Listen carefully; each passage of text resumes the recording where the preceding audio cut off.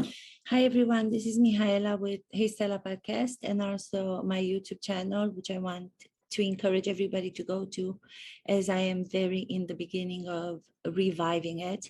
So please go to YouTube, Mihaela Mihut, Art of Experiencing. The reason why I call it the Art of Experiencing is because, as you know, the Actor Studio, when it was founded 75 years ago, almost. I believe next year it's going to be exactly 75 years ago because it was founded in 1947 by Ilya Kazan and some other people that I can think of. But a few years later, Lee Strasberg came into the picture and he was asked to be the artistic director of it.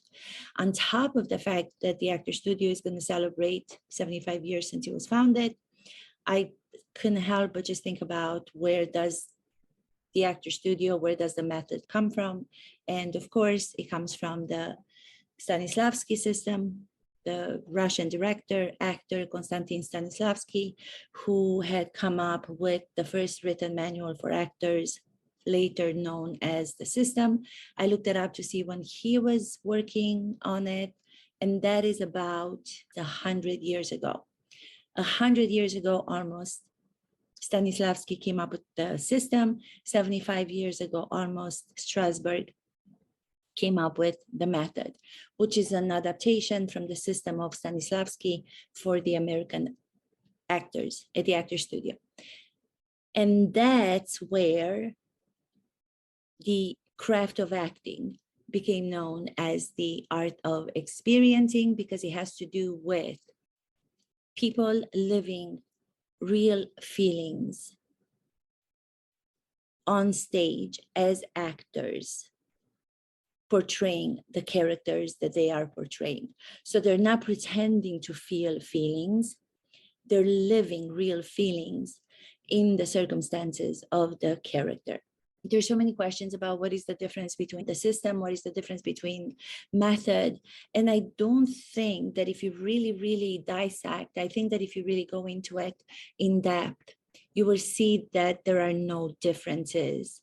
The approaches might be different in the way that they ask you to work towards realizing that, which I just said, to be able to live in the given circumstances and experience them, not just pretend them, as many people seem to still believe in today's times, that you pretend as an actor, you pretend. You don't pretend, you live, you are putting yourself with all that you've got into those circumstances of the characters. No matter which way you want to go about it, no matter which way, which tools or exercises you want to try, for as long as you get to that objective, for as long as you get to that goal. I spoke, I'll take that back. No, I didn't speak. As you will know, even now, excuse me, as I am doing this, knowing that I'm being live and there are people watching, there's an audience, I am still aware of the way that I comport myself. I am still aware of the things that myself as a person, as an actress, I also act sometimes, but my main job is teaching acting. Because the actress is still in me, I am aware at all times of the things that I know I have to pay attention to, such as usually sometimes, most of the times, when I am very nervous and I'm trying to be perfect because I know there are people watching, I will stop and I will think of the next thing that I want to say. And if I'm not aware of it, I will go, um, um, uh, if you watch any people, if you give yourself that task to observe people, even on television, professionals, but regular people, when I say regular people, I don't mean regular in a bad way. I mean people who are not actors, who are not in front of cameras. We have a tendency to let that the reason why we're doing that is because we are not comfortable to be in the silence. It is very uncomfortable for people to stay in silence, because I think our understanding is that we have to entertain even when we are speaking to another person in a personal event, in everyday life, or to more people in a group. We feel like we're not enough if we don't keep talking. So those silences and those pauses without the sound makes us feel like we're not sufficient to give ourselves the break to say absolutely nothing and to just be. Being in silence, being without, I'm here, watch me. Am I good enough to be in your presence? Am I entertaining you? Am I funny enough? Can I be the entertainer in the group? Your intention is to do that when your thought process is that you don't have yet something to say for the next, in the next segment of your event. Then we go to uh, mm, and I watch so many people on television who are professionals, consider themselves professional, and I always wonder if they have somebody telling them that they're doing that. I know that I work with people, and I always have to remind them to pay attention to the observer part of who they are, rather than the public speaker or the actor.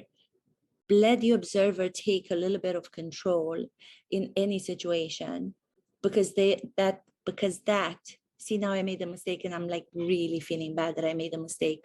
I made a mistake and now I feel really bad, because we tend to be so harsh on ourselves. We tend to punish ourselves with allowing negative thoughts to come in our heads. Right now I have the negative thoughts coming into my head, like, why couldn't you just speak without making a mistake in the way that you're pronouncing things?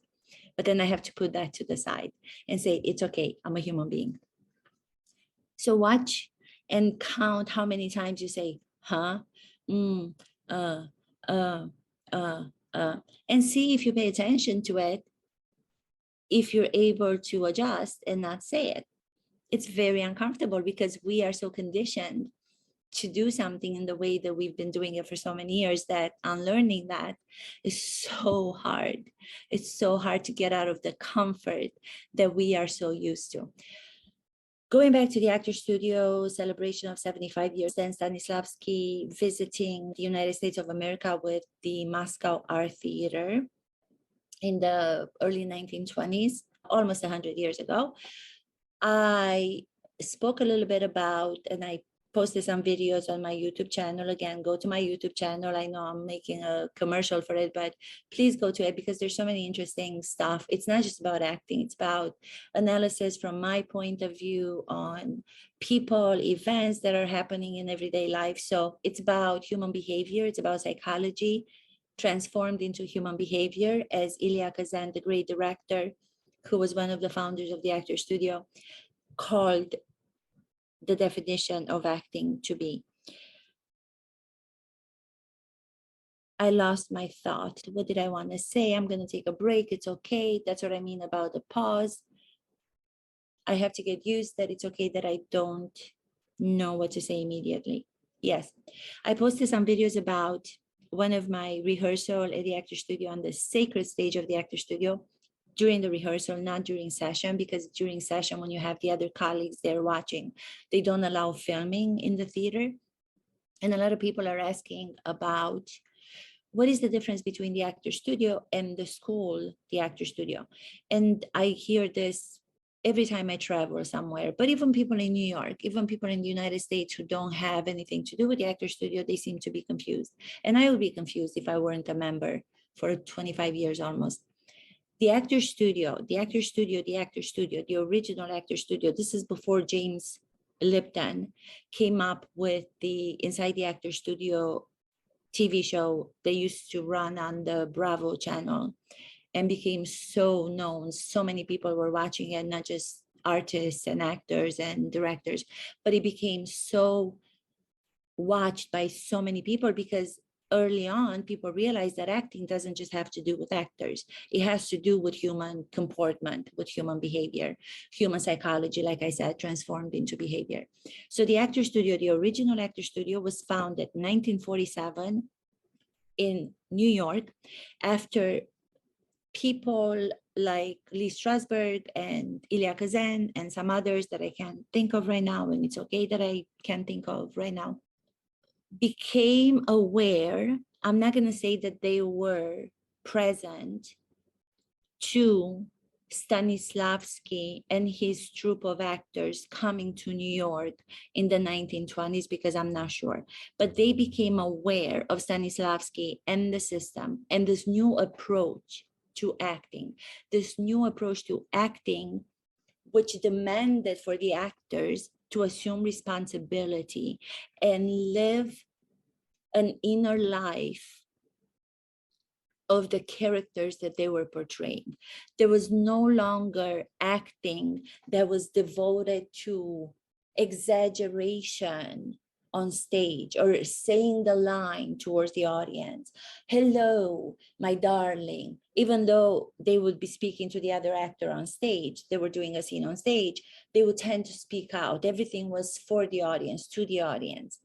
Stanislavski came and said, people should be talking to each other on stage, even if they have to turn their back to the audience, which was such a shock to so many people who happened to be in the audience when the Moscow Art Theater and Stanislavski were on Broadway. I know it was Chekhov for sure. But the first time that the American audiences were watching the Moscow Art Theater with Stanislavski on stage, the actors playing the characters were actually turning their back to the audiences because their other actor partner on stage was behind them. So instead of going with what acting used to be before, which was, oh, no matter the other actor that I'm having a scene with is behind me, I'm still going to talk to the audience. They said, what do we do in real life? If we are talking to the people in any kind of situation in real life, we tend to look to that person. Like right now, I'm talking to you. So I'm not going to be looking somewhere at the wall and do my speech there where the live audience would be. I would speak to you if I had another actor come in, and if that actor was here and I was demonstrating a scene between myself as an actor and the other actor, then I wouldn't pay so much attention to you, the spectators, the audience, right? I would be concentrating on the other person to be in the moment with that person, with that actor. So I can listen, and from what he gives me or she gives me, I take him in and then I respond justified by what I heard. So of course I have to pay attention to the other character. So I would turn away from you. If the other character in my scene was behind me, then of course I would have to turn my back and I would have to speak to that person, to that other character, to the actor. Yes, I'm doing okay. How are you doing? Isn't it wonderful that we're actually doing this beautiful thing here? And then the audience would still be there, and the audience would watch us have a real conversation on stage rather than speaking the line to the audience. That which I just explained also became known as a private moment. A private moment, which even now in the actor studio between the different members, there is a misunderstanding, or some people say the definition is one thing and other people say the definition is another thing. What I got from the private moment, that's some of the videos that I posted earlier this week on my YouTube channel, on Facebook and Instagram, were with the rehearsal that I did, where I was playing the character Elena Popova from The Bear by Chekhov, which so many people know. And I've seen it done in so many different ways, and none of them were credible. Because the first time that you look at the play and you read it, what pops out is that it's only 20 pages, what you see, the first impression. It's a 20-page long play, so it's a short play. And from the first read, it gives you the impression that it's farcical, that it's on the surface. There are only three characters, Elena, Smirnov, and Luca, the servant of the house. So everything happens between the main characters, Smirnov and Elena, so fast. They go from hating each other to loving each other, boom, in 20 pages. So because the emotional arc of those characters and the emotional journey of to go from one extreme to the other extreme in only 2 pages, people look at that play and they interpret it to mean that it's a farce, that it's farcical. How can anything happen so fast? For anything to happen so fast in their emotional journey, it must be that we have to look at it and do it in a superficial way. But if you really pay attention to what is between those lines in the 20 pages, you can find subtext that if you were to write it down, and I do encourage actors and directors to write down the subtext to whatever script they're working, which is everything that's not being said out loud by the characters.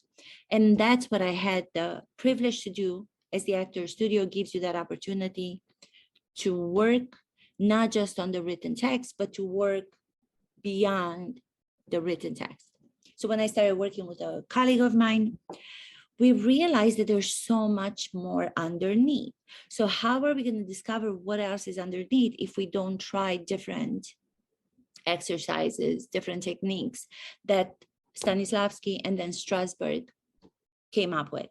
Stanislavski's one exercise, the public solitude, is about creating something on stage for the character as a private moment, or public solitude, which later became known as the private moment in the method of Strasberg. The system became known as the method due to Strasberg's interpretation of the system and additional exercises that he came up with. The private moment, my understanding of the private moment, again, it has so many different kind of variations to the definition. But what it is, it's got to be something. You have to come up with a moment that will make sense to the story that you're portraying, to the character that you're portraying, but it's not necessarily written in the play. It's not necessarily written in the script. So I was looking at Elena Popova. The play begins with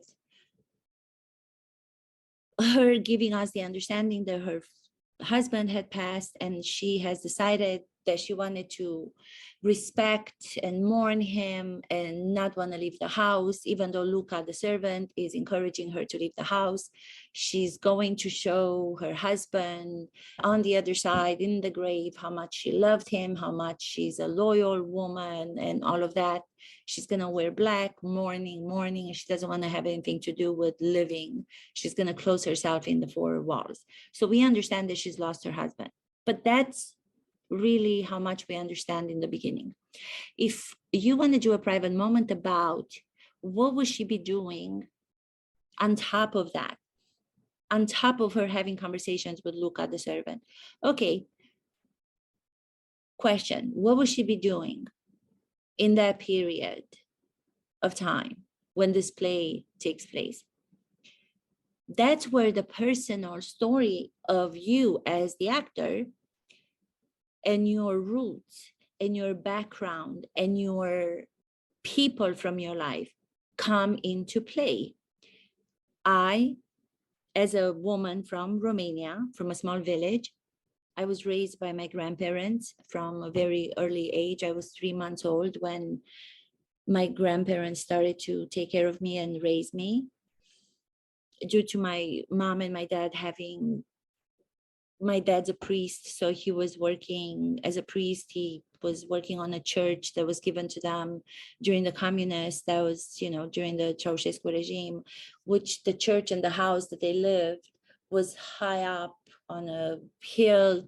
There was bad transportation, so it was much more difficult for them to deal with a newborn than it was for my grandparents, who were living in a different village, but there was the main road, main street that was running through the village. So I was raised by my grandparents. My grandmother she was everything to me, and so was my grandfather. And I remembered, as I was trying to think of what private moment can I do for Elena, the character, but what private moment can I do that would actually inform me as an actress. And I thought of taking a bath. I thought of the whole ritual of taking a bath at that time in Romania, when there was no running water, there was no heating, everything was, wood stove, and the water had to be warmed up on the stove, and then you would have a basin, a covata, and all of those specific details came back into my memory of how much of a hard work my grandma used to have to go through to do that once a week or twice a week bath time that was happening. And it just occurred to me, why don't I do something that is personal to me, which is going to bring all the memories and all the details of my childhood, and give that to Elena now on stage of the Actor Studio, knowing that that is the most scary and frightening thing that I was going to do, because that requires of you to bear it. That requires of you to be naked, not only emotionally, but physically. And here's another element that is very important. If I were to have done this when I was in my 20s, I used to feel so much more comfortable with my body. I was young, not to say that you shouldn't be comfortable with your body when you're older, but I'm speaking for myself. But as I got older, this happened when I was in my 40s. It was something that was going to be uncomfortable, and it was going to scare me so badly. And that's when I knew that I had to do it. If you see another actress doing the same character, and she's deciding to do the same private moment for this character, but she's in her 20s and she doesn't have a insecurity about the way that she looks, and she decides to do the taking a bath as a private moment, is not as powerful as it is for somebody like me who wasn't like really comfortable about showing off my body. So I decided to go for it. When there's fear and there's a sense of, oh my God, this is going to be so scary, that's when you have to do it. Of course, always being considerate for being kind to yourself and being kind to other people. I always say that because it's not about doing something that's so out of the ordinary and so uncomfortable for you, and in the process you're hurting yourself or you're hurting other people. No, you always have to keep that in mind. You have to be kind to yourself. You have to be kind to other people in doing this experiment, doing these exploratory moment. So I remember I was going to session that day. And I hadn't really rehearsed in my previous rehearsals how I was actually going to do it. And I knew that even if I was going to rehearse it, it was going to change everything when people are going to be there watching you. So I remember getting to the Actor Studio, the original Actor Studio, and I'll speak about the school, but getting to the Actor Studio, and I said to my partner that I was scheduled to do the scene with, I just said to him, because I wanted to surprise him too. I wanted it to be a surprise for the other actor. So this is another thing that's very important, which I think most of the actors are afraid to do because they think that they have to be so polite to the other actors that they have to tell them everything in advance. If you're going to be polite to the other actors and telling them exactly what you're going to do and not surprising them, you're not doing them a favor. So surprising the other actors means that you're actually doing them a favor, because you're going to snap them out of what they thought the scene was going to be like, and you're going to help them be in the moment. So being a little bit impolite by surprising them and not telling them everything is actually of benefit to them as much as it is to you, because then you don't know what their response is going to be being surprised. They're going to give you something that you're not going to be expecting. So I just said to my partner, he asked me, so how do you want to start this when the other people come in to watch the session? And I just said, do you mind if you give me like about 5 to 10 minutes before you come in? And he says, okay, that's fine. I'll just, yeah. Okay, well, what time should I come in? I said, just about between 5 and 10 minutes. You don't have to tell me because I wanted him to surprise me too. But I didn't tell him what I was going to do, which was going to be the private moment, the taking of the bath. So I remember I was at the actor studio and I found this prop, which was this basin made of aluminum, metal, gray metal, but it wasn't very high. It was probably going to maybe my knees, not even like below my knees. And as I put it on stage, I went back downstairs to get from the faucet to get the warm water that I was carrying up the stairs, trying to hide it from the people. They were already there, ready to come up. And I was carrying it up the stairs and I put it in the basin. And I said to myself, I'm not going to wait for the session to begin. I'm not going to wait for the moderator to come up and sit in the usual front row where the moderators, I don't know who that was. I think it was Estelle Parsons, if I'm not mistaken. I think it was Estelle Parsons. She was the actress who played in Bonnie and Clyde, directed by Arthur Penn. And I think she was nominated for Best Supporting Actress and got the Oscar for that. But she's done so much work. She's like in her 80s, I believe now, and she's still working all the time. She also, more recently, she played the mother in the show, situation comedy sitcom on television, Roseanne. I don't know if you guys know it, but then she's done a lot of Broadways. So I think it was Estelle Parsons. And I said, I'm not going to wait until the people come up and Estelle Parsons comes up to say, okay, we are ready for this to begin. I'm going to allow the bath to take place as if you were the moment before. So we're talking about the private moment. We're talking about surprising your character, your partner, actor. And then we're talking about the moment before. Most people think that when you begin to work as an actor, there's like action. I'm going into the scene. But as soon as you know that there's an action being called and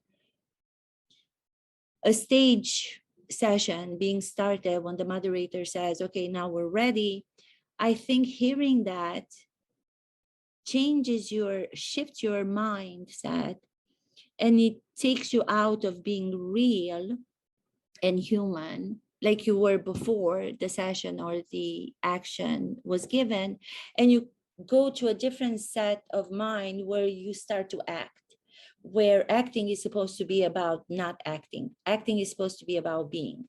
So I said, I don't want to be distracted by the fact that she's going to come up and she's going to tell me when to start. I'm going to imagine that this bath is the moment before. The moment before is always the moment that you have to come up with for yourself as an actor, for yourself, for the character, as personal to you, as a private moment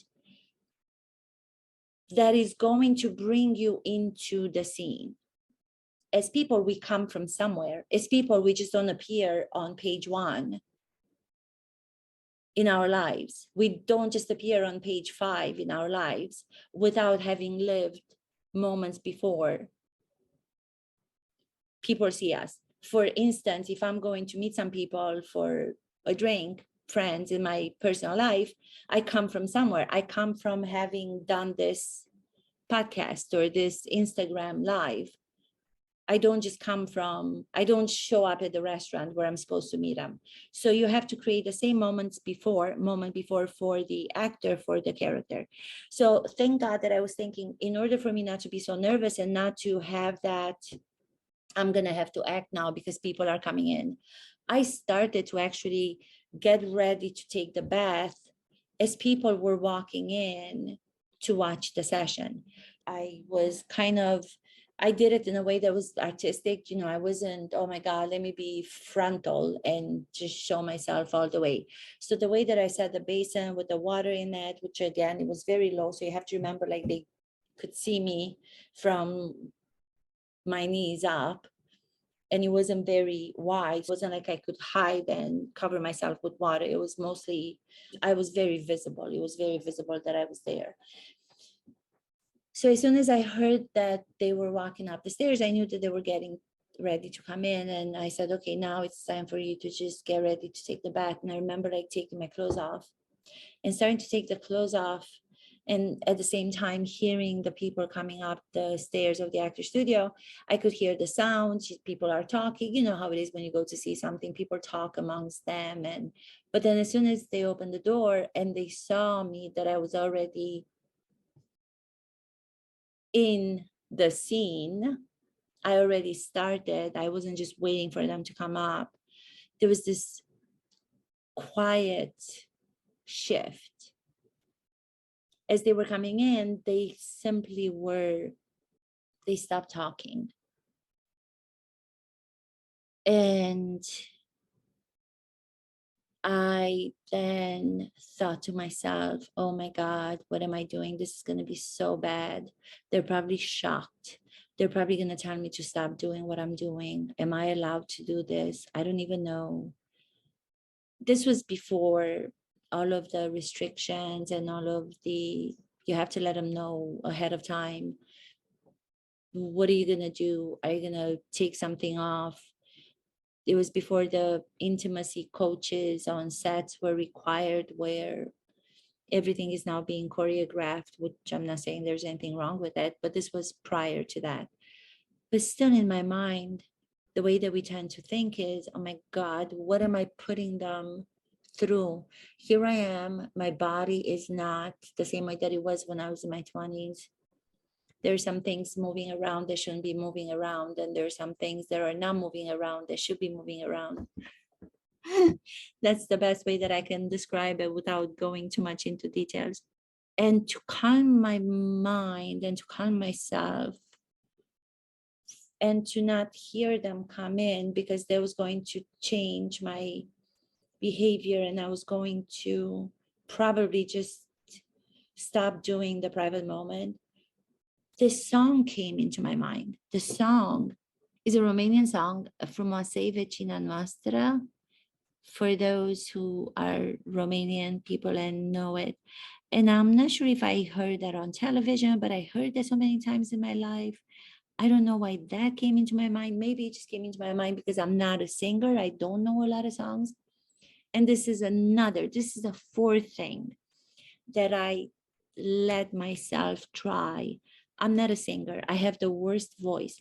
I try to sing something, it turns into like one melody, a Romanian melody. Like I cannot hear. That's why I have an accent when I speak English after having been here for so many years, because I don't have a musical ear, as they say. And I heard myself singing, Frumoasă-i vecina noastră, scoate capul pe fereastră, să văd chip frumos, drag și luminos. Au, inima mea, ce frumoasă-i, na-na-na, că eu cât trăiesc, tot am să iubesc. Frumoasă-i vecina noastră, scoate capul pe fereastră, să văd chip frumos, drag și luminos. Au, inima mea, ce frumoasă-i dragostea, că eu cât trăiesc, tot am să iubesc. Frumoasă-i vecina noastră, scoate capul pe fereastră, să văd chip frumos, drag și luminos. So I kept doing it and I kept doing it. And the more I did it, the more courage I got. I was singing it louder. The louder I got, the worse it was.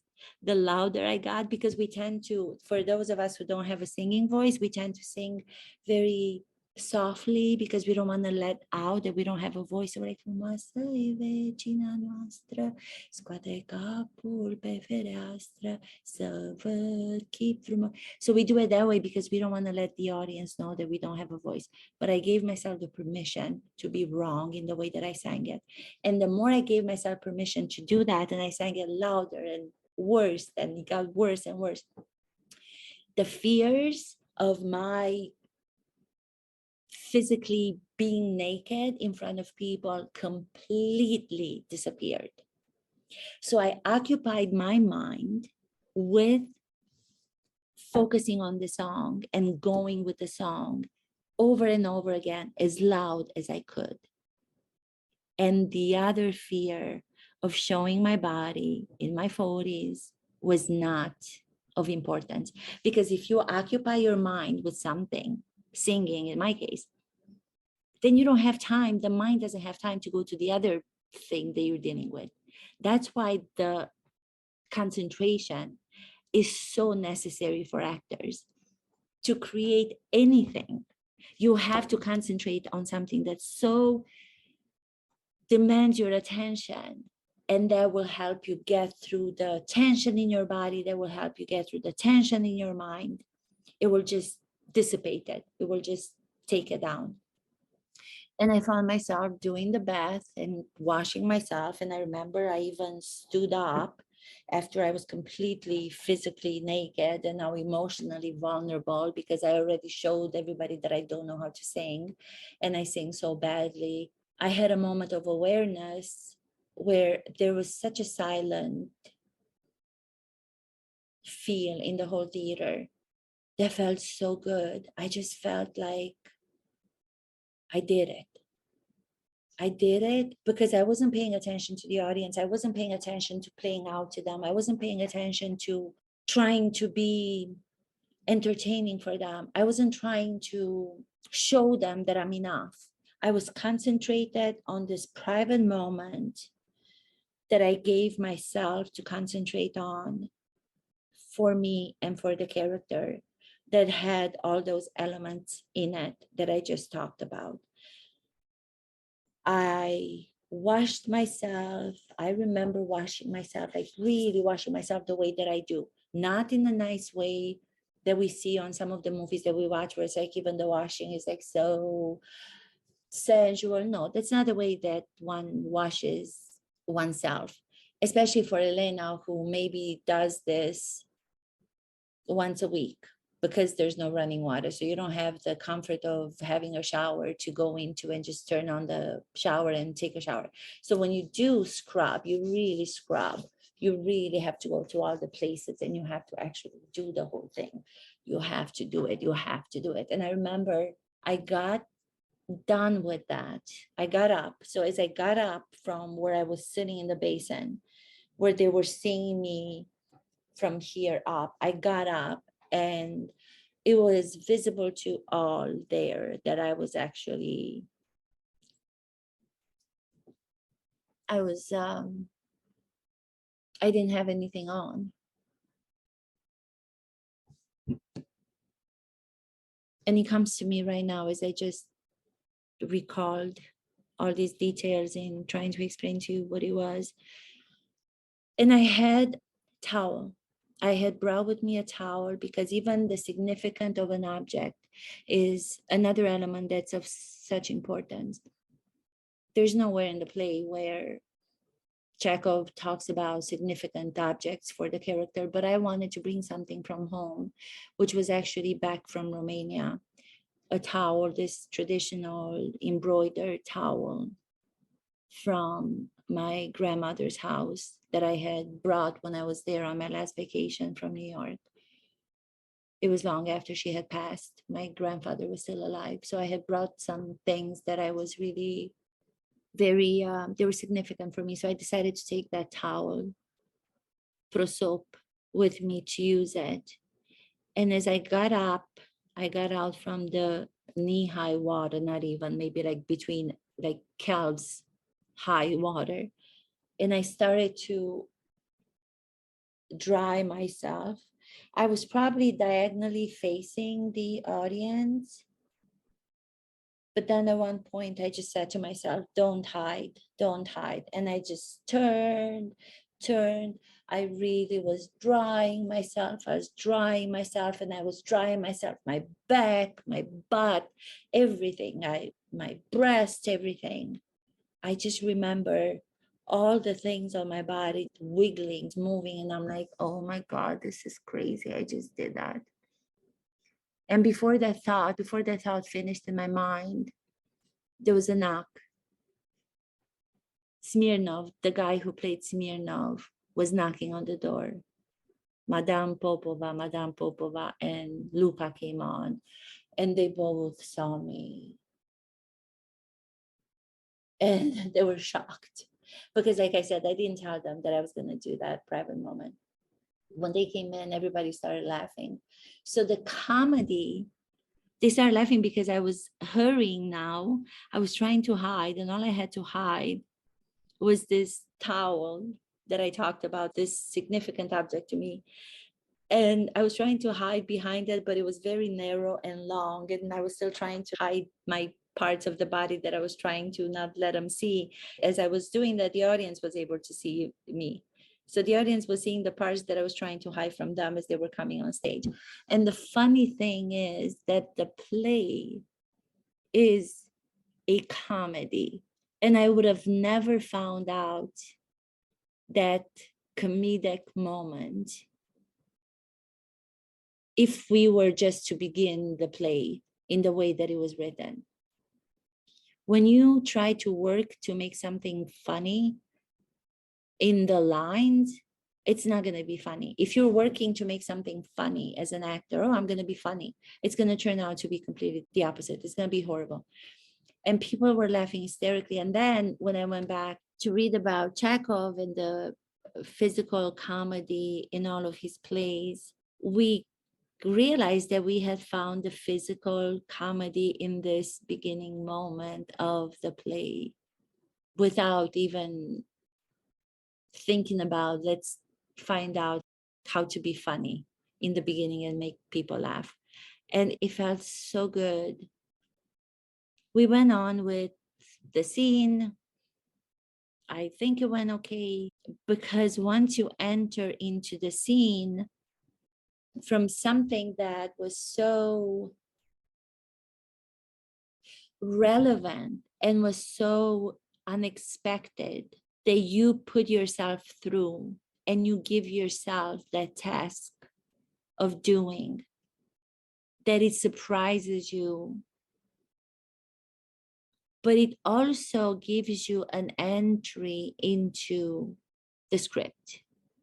You're coming from somewhere. I know. Yeah. Okay. Oh, that was, yeah. I'm just recalling it right now. Even now, in describing it to you, I'm still having a little bit of a doubt in my mind as I'm going. Should I have explained that? Is that too much for the people watching? Or should I have just kept that to myself? But I don't want to be selfish and keep it. I understand that this work is sacred and some of the people don't want to share this work with anybody, but at the same time, it's being shared when you pay for it. So if you're sharing it when you are making money of it, then it's kind of hypocritical to say, I don't want to share it when you're not being paid for it. That was my private moment that had to do with the character, but it had to do also with what I needed to do for myself to overcome fear of showing myself in that way. And it involved singing a song as loud as I could, overcoming the fear of singing. It involved, I catch myself. It's okay if I do it once and then I catch myself. It involved surprising the other actors by telling them, come on after 5 minutes after I'm on, or whatever the time was. And it involved concentrating on something that was so specific, which for me was the singing the song and going with the song, to take me away from the mind telling me you're giving yourself away, you're showing your nakedness, and people are going to be disgusted by it, or they're going to feel like something's wrong with you that you're doing that at your age. I think that if I were to direct this play, I would actually do a private moment for Elena and I would add it on. I remember that some of the comments, I think, were very positive. Majority of the comments were very positive. I was very surprised by the women who came up to me to thank me for having the courage to do that. And they were really, really sincere in saying that that was such a revelatory expression of who I was that they had never seen. They had seen me do a lot of things on stage, but they never saw me be so vulnerable. And they thanked me for doing it because women know that, you know, we have so many society expectations to look a certain way as we get older. And it's not always easy to keep up with that. And then when you do it, it just feels like you're doing it to overcome these fears that you have of yourself, to get to a place where you know that you are worthy no matter the age, because you are a human being. It doesn't matter, we all age. And to see them be so thankful that I did it. The man, I remember there was one member, I'm not gonna name names, but he was like, oh my God, you were drying yourself with a towel and everything was jiggling, everything was wiggling, jiggling, wiggling, jiggling, wiggling, jiggling. I was like, oh my God, I know, I felt it. But it was funny. They were laughing. They thought it was funny. It was so crazy. Now I'm going back to, because now another thought came into my mind. There's a movie that's out on Hulu. I want to watch it. I don't know if you guys have seen it, but talk about bearing, you know, your physical instrument as an actor. Our instruments are who we are, the selves, the physical, the mental, emotional, soul, heart, mind, everything. There's a movie with Emma Thompson. I forget the name of it, but there was an article in the New York Times and she talks about bearing it all. And I've only seen trailers of it. And she talks about the fact that she went at her age. So I'm curious to see how that movie is. I'm sure it's going to be amazing because every time an actress is going beyond their comfort zone, there's got to be something spectacular and extraordinary about that. So the movie, I'm sure, is going to be great. It's getting great reviews, and it is a comedy. So, talking about comedy from Chekhov to Emma Thompson, her new movie, I'll see it and maybe I'll talk about it in the next episode. So, to go back to what I was going to say, the difference between the actor studio, this is the original actor studio, the one place in the world. And then what happened with James Lipton, he was around the actor studio. I don't know in what capacity before he became the visionary of the fact that he understood the actor studio name to be of such importance that a school of acting should be opened with the name of the actor studio. And he was such a visionary. He knew that people are going to not only want to be part of this program, the Actor Studio MFA program, he knew that people are going to want to be associated with this 3-year program, for which, of course, you have to pay. That's what I'm talking about. You know, when I say some people don't want to share their work because it's sacred and it should stay within the closed doors of the Actor Studio, and I understand that, but then they share it in the 3-year program for students who pay for it, and they pay for it a lot of money. So that's why I kind of disagree, because I think the work should be shared if it helps people to be unafraid, not just actors, but everybody to be unafraid to try something that's not comfortable in their lives. Not necessarily that you have to take your clothes off and do a private moment of taking a bath. That's not what I mean. But I don't know, you're afraid of singing, sing at the top of your lungs and see what that gives you.